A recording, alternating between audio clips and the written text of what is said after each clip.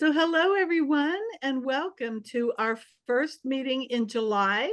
And thanks for joining on an unusual second Thursday of the month. As you know, we normally gather on the first Thursday of the month. So I'm so glad that everyone is here and has joined in a most spontaneous manner. I think we have a pretty exciting lineup for tonight, and we will, as usual, have some prepared presentations and an opportunity to speak off the cuff or during table topics in an impromptu manner. Well, today there was a little question the other day about Basecamp Manager. So I thought I'd start off with a little mini lesson about Basecamp Manager. Now, the Basecamp Manager of any club is the VPE. So who is the VPE this year? That's what I thought. So David, you're the Basecamp Manager. And when you go into the TI homepage and you go to Basecamp, if you look a little bit before you click anything, there'll be an option for TV Toastmasters. And if you go a little lower, there'll be an option for TV Toasters Basecamp Manager. Forgive me, Betsy, are you sharing your screen or want to? No, I'm not sharing my screen, but I'm not going to go through the details, but if you want, I can show you later, maybe on a one-on-one Zoom. But one other thing I wanted to say, so you can click on that Basecamp Manager and you can go to Basecamp Manager. And the reason you want to go to Basecamp Manager is if someone in your club has finished a level, so you will be telling Toastmaster International, yes, this person has finished a level. Now, one other thing to note about Basecamp Manager is there are two alternatives. If David can't make it for some reason, or David himself finished a level, and those people are the president. And is that you, Veronica? Who's the president? Joy. Yeah, that's right, Joy. And the secretary. Is the secretary here today? Janet. Veronica. Oh, I'm sorry, Veronica. Okay. All right. So Veronica and Joy are backup Basecamp managers. Now, since I was talking about levels and Basecamp Manager, I thought for table topics, just a little different, maybe you could talk about what path you're taking, if you know, what level you're in, if you know, and what would your next speech be, if you could speak on anything at all or on a project. Would anyone like to volunteer? How about you, Janet? I'll volunteer. Thank you for the question on Basecamp Manager and pathways. And I do remember that I have chosen the visionary pathway. Haven't gotten very far yet, but seems like it would be a good thing to complete. And it is one that's going to be continued on a new Toastmaster platform, so that's good. And I just wanted to mention that when I was Basecamp Manager at first, I always asked Michael Pope, who was coaching me at the time, I would ask him to help me navigate the Toastmaster International website. But after a while, I finally said, no, I'm going to try it without his help. And I was able to do it.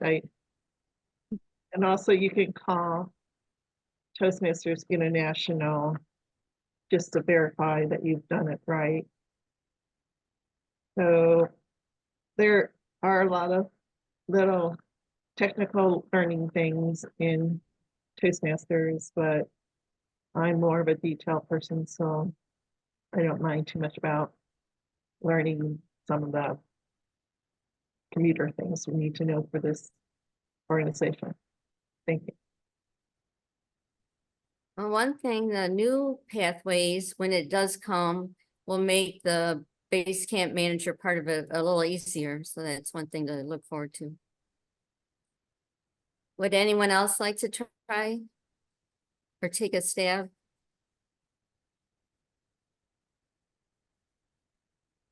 How about you, Joy? Okay. Well, thank you for the question. And I am always excited to see people reach new levels.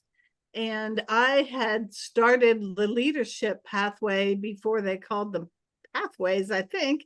And I had completed the effective coaching just recently, this time in Toastmasters. However, I don't always look at what my next speech is in the pathways.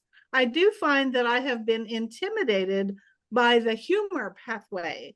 And I thought, how does anyone, unless they are a comedian or want to be a comedian and perform as a stand-up comedian, why would any of us really want to take the humor pathway? And I know that there are people here in our own club who are doing or have done the humor pathway, and they did it very well. So my goal is to bring a little more light and levity to my speeches, since I have been told that I don't use story enough and I just go fact, fact, fact, fact, fact. So I am learning to bring a little bit of light into my speeches just by knowing that we can learn more about humor. So thank you. Thank you, Joy. Mm. All right. Veronica, would you like to go? You're muted. Thank you. I usually try not to take on too much speaking during the meeting, so I'll try to be concise. I completed both the humor pathway and also the coaching pathway, and I learned quite a bit. And I will also say that although I've given other speeches, you can continue to give speeches even if you're not on a pathway. You can give path speeches within Toastmasters, even if you don't sign up for another path. Because after completing my 2 paths, I'm very close to being a distinguished Toastmaster. I just have one more thing I have to complete, and that is to help start a new club. And so I'm on my way to do that, and then I will be done. That is it for me. Thank you very much, Elizabeth. Thank you. Well, I'm going to turn it over to you, Veronica, as Toastmaster of the Day. Joy Harris has offered many speeches about leadership and team building with old hard facts and has been reminded to use story or levity in her speeches to connect with her audience. Here we look at dusted off grammar with a light tone. Dusted off grammar, Joy Harris. Thank you, Janet.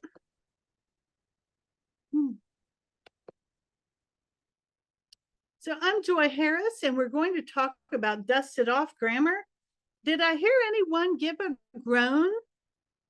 Well, I don't blame you if you think we're just specifically going to talk about dusted off grammar, because many of you are probably asking, what is dusted off grammar? Well, there are 2 ways to describe that. First of all, it's an old idea or a method rather than trying something new. And an example of that would be the singer began with the dusted off classic, Me and Bobby McGee. Another example of what dusted off grammar is, or dusted off, someone has dusted themselves off. They have generally recovered from a severe problem or something that has affected their life. And an example of that is when we have a setback, we pick ourselves up, we dust ourselves off, and we start all over again. So many people in our audience can relate to those examples. But we're talking about grammar and connecting with your audience through your words. So once a teenager said, 2-pack of M&Ms for 50 cents, that's ludicrous. Ain't no biggie though. So if you're not familiar with any of those musicians, any of those performers, bands, or groups, I recommend that you don't look them up. It's not likely that you would love them, or not likely you would love their lyrics, but many people would really identify with a little jingle like that. Another example of connecting through your words, this was found on the internet from a student report. The student report says, I don't worry about spelling because there will always be autocorrect, for which I am eternally grapefruit. Yeah, that happens. And then from a librarian, the librarian heard someone come into the library and say, I'm looking for a nonfiction book about dragons. Okay, that happens. So when we want to use the words that our audience will connect with, I have another one. On a poster during a River Days festival, it said old fogies and young whippersnappers will compete in the trivia contest tonight. Well, an old fogey is generally someone who's set in their ways. That's what a fogey is. You don't really have to be old. And a young whippersnapper, I had to look up the meaning of whippersnapper, and it means a cocky young person, generally young. It can be any age, but a cocky person, because the young people, they had a whip in the barn because they had animals, and they like to snap the whip, just snap the whip just to hear the sound, I guess. And young whippersnappers and old fogies competing in a contest is bringing some interesting words into your speech. Now, also, I found etched on a tombstone, here lies Billy Reed, English teacher. And it said, here lies, not lays, Billy Reed, English teacher. So she probably had to go through many iterations of telling people the dog lies on a rug, not the dog lays on a rug. But you really have to know your audience and what your audience will resonate with. For example, do you remember the story from our childhood about Amelia Bedelia? Amelia Bedelia was the literal maid, and she was hired to come in and clean the house while the owner was out. And the owner left a list, and the owner said, when the sun comes out, please draw the drapes. Well, Amelia Bedelia got a pen and paper and drew the drapes. And then she also saw on there, they wanted her to dust the furniture. And she thought, I can't imagine, I normally undust the furniture. But she went in the bathroom and it said, change the towels. So she took the scissors and she drew diamonds on the cutout diamonds on the towels and changed them. And then she saw dusting powder. She said, well, now I've seen everything. They not only want me to dust the furniture, they have dusting powder to do that. But the point here is to make a good impression with your words. And when we speak, often we'll hear someone of a mature age say, the first 50 years of childhood are the hardest, because they value playing and being playful in their words. And I'll leave us with this thought: you don't stop playing because you grow old. You grow old because you stop playing. So I appreciate your time and attention. This has been Joy Harris. Thank you very much. Yes, I'm ready with my evaluation. Thank you, Joy, for sharing your humorous speech about dusting off. It was nice that you explained what dusting off meant and gave examples of it at the beginning of your speech. And I enjoyed the little jokes, and you told us a story about maybe a Dilla or something like that, who was a maid and came up with all kind of strange things that she did to improperly do housekeeping.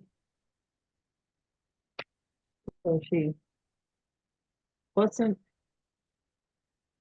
innocuous. I think she did harm the house. But anyway, there was one part of your speech when you talked about we might want to look up or not look up musical artists. And I didn't realize if in fact you were quoting what some musical artists said during part of your speech. Maybe you could let us know where you got some of your jingles from, or that was part of the jingles or whatever, but I was just a little lost there. Jingles are something we all remember. And like I was sitting down at breakfast today, looking at box of salt on our table, and it didn't say it on the package, but in my head I knew when it rains, it pours. So thank you for sharing your information about dusting off and presenting a lighthearted speech. It was very lighthearted, and I think we all enjoyed it. Thank you. Thank you so much, David. And if you could take a breath, I would now like you to do the timer report, if you would be so kind. Okay, thank you again. I'm a Toastmaster. So yes, the table topics, the time for those was scheduled for 1 to 2 minutes. And Janet and Joy both had exactly the same time, 1 minute, 19 seconds, well in the range. Who was the third? I have someone the wrong person. I think it was Veronica who was speaking third. I have Janet's name written down there. Veronica was at just 48 seconds, so slightly under the 1 minute, but kind of an innocuous 12 seconds short. For the actual speeches, both were 5 to 7 minutes. Both were well within time. Joy was 5 minutes 43 seconds. Jeff 6 minutes 21 seconds, and the evaluations 2 to 3 minutes. Janet was 2 minutes 15 seconds, and myself 2 minutes 48 seconds. Back to you, Madam Toastmaster. Thank you so much, David. All right. Now I will say that as grammarian, I had heard 2 uses of the word innocuous. The first was in Jeff's speech, which is, of course, good job. And then just now in David's use of my shorting of the time when giving my table topics speech. The words of the day, the actual grammar issues today were very few. I just heard David have a double clutch with an I. The use of the word double clutch is way back in the day when people drove manual transmission cars. Now, it's possible that people still do drive a manual transmission car. However, sometimes you would have a little bit of a start-stop. So, David, yours was an II. Janet, you had used a transitional word, which I don't recall you using before, which was anyway. And to be candid with you, I didn't hear much else that was really anything but innocuous. So I will now turn it back over to the general evaluator, myself. And the role at Yodley, in case you will get a chance to speak if you would like. But I will say that the general evaluator is to evaluate the evaluators and also the meeting overall. So I would say that both Janet and David did a great job with their evaluations. The one thing that I would add is for both of the speeches, Joy, I had a sense that you were using slides. Am I wrong about that? You were using slides. Okay. So my only concern with people when they're using slides, I feel that eye contact is missing. and that we're not engaging the audience as much. Often it feels like, oh, this could just be a webinar that I could shut off and come back to anytime. And so it doesn't engage the audience. Great job with the stories. And Jeff, I would have loved to have heard, were there any safety issues? What was any points that the 3% brought up that could have been used to improve the next year's extravaganza? But seriously, did anybody have any heat stroke? Was there any heat stroke, or anybody not able to finish the ride because it was so hot, or, heaven forbid, some kind of an accident, right? So, and imagine wearing a helmet also just increase the heat if people were, since it looked like, from what I remember the picture, the helmets. So now I would like to take a quick break and introduce Yodli. If you would like to come on camera, if you would like to say something, you're more than welcome to introduce yourself. Udly is not going to come on camera. It's an AI evaluator that they have in Toastmasters. Oh, okay. I forgot to, I Great. was going to hook it. I started up at the beginning of the meeting and I just didn't have time. So I started it up during the evaluation portion. So I will share the Okay. results. I'll send it out to the group afterwards. Okay, and let you great. know. That would have been helpful to know, at the time, but now we will know for next time. And as general evaluator, I will complete my comments and turn it over to our president of the day. Thank you, everyone. I was pretty excited about our meeting tonight, and it looks like we have wrapped up early. So I'd like to see if we have any comments about the club, about tonight's meeting. Do we want to have any comments before we wrap it up early? Veronica?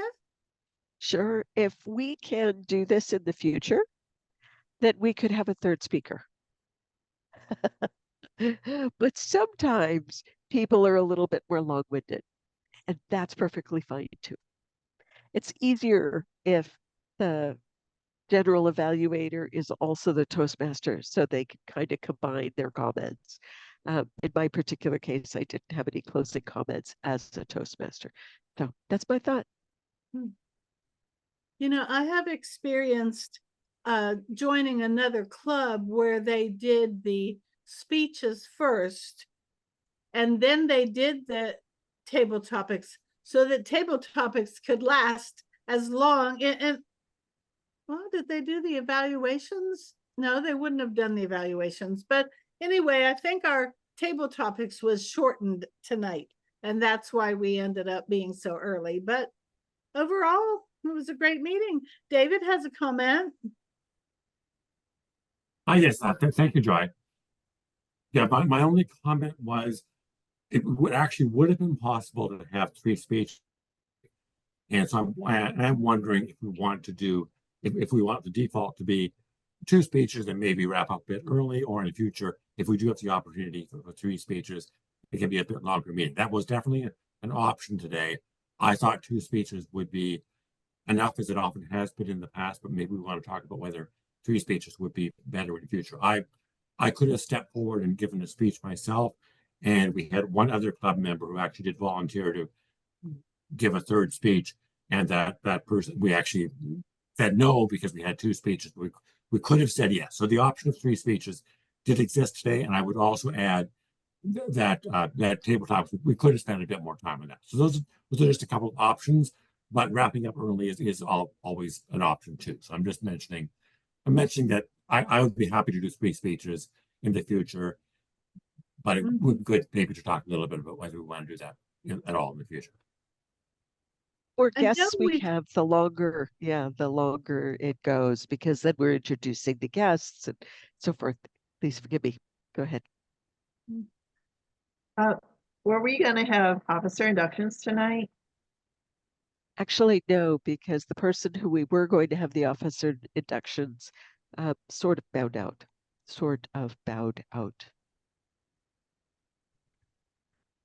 So are we going to do it on Saturday, on the 3rd Saturday? Or are we? I will work with Jeff and David Ash to coordinate timing. Okay. I didn't mention that tonight because I didn't know if Dwayne, if anyone was coming to do that, and I didn't see it on the agenda, but I'm sure it'll get handled in the proper fashion. I have experienced 3 speakers at some of our meetings, I mean, over the years. However, I like when we do table topics that everyone gets to speak. So sometimes table topics takes the full amount of time. I don't think everyone was ready to speak on tonight's topic, but I like table topics taking a long time. If we have 3 speakers, though, it looks as though we can make that happen. Well, I wondered who was using the name Udly, since that is a TV Toastmaster AI app that I think it was already an AI app, but Toastmasters International is using that app. That AI app. I don't have any experience with it, but I thought, well, there's a person who actually uses Udly as their name. But Yeah, but Veronica actually brought it up on an email thread, and I said I would have Udly join, and then I just ran out of time. But after my speech was over, I promise I didn't turn it on after my speech because I was afraid to evaluate my speech. But yeah, well, so we'll see what it says. It's pretty interesting, I think. And every member has access to it. When you get on to toastmasters.org, just scroll down at the bottom and you'll see a Udly panel there, and you could click on it and you can have access to it. Thank you all for that. I'll definitely be looking forward to that.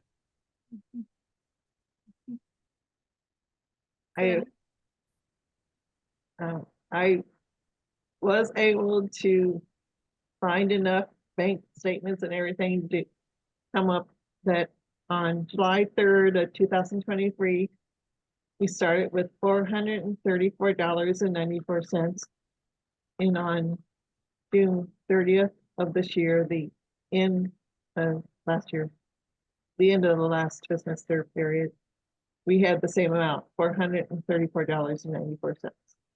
So I would have to do more work to tell you exactly when checks came in to pay for such and such dues and stuff like that, but I don't think we had any expenses, and we didn't collect any dues. thank you for that treasurer's report.